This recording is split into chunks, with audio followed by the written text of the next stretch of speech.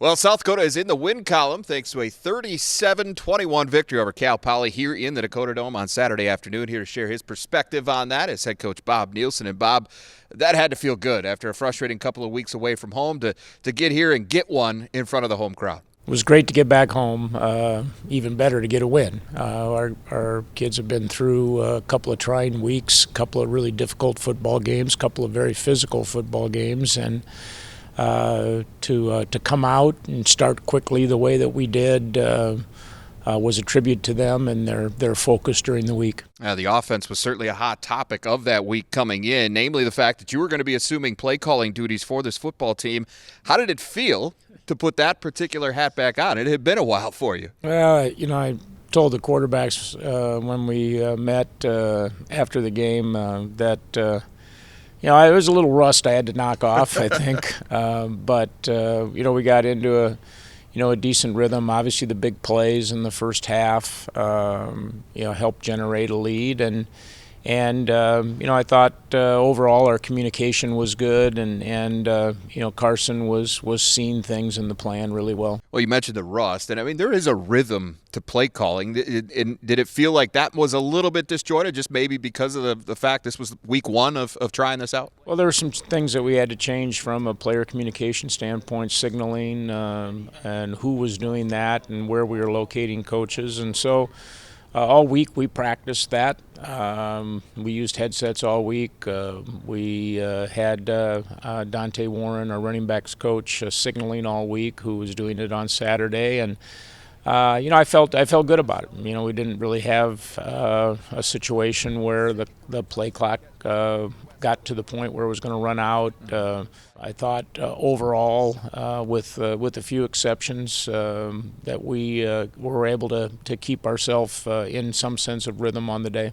Well, it's hard to argue with the results, as you kind of alluded to. 560 yards of total offense. That's a great number and more than double what you guys had been averaging coming in.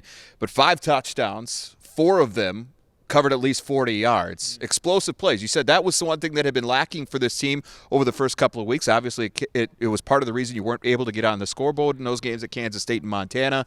So that part you had to be especially happy with, I'd imagine. Yeah, that opening drive, Carson made a great play with his feet, really on kind of a broken play. He created a little bit on the second touchdown where he bought a little time. We executed a screen pass well for a big gain, one of those plays. But, some of those were plays that we were missing those first 2 weeks, and it was good to see us capitalize on some of those opportunities on Saturday. A career day overall for Carson, and he was just about perfect. 18-21, 355 yards. That's a career high. 3 touchdowns. You mentioned the 75-yard rushing touchdown as well. Why was it, do you think, that he was able to be so comfortable out there this week?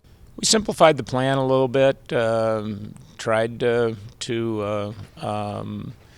make his reads a little simpler, and he played fast. I thought he played with confidence. You worry about that with a change in staffing, but he went out. He played confidently. He thought he saw stuff really well. As a matter of fact, he's actually on the sideline telling me, "Hey, Coach, I missed that one.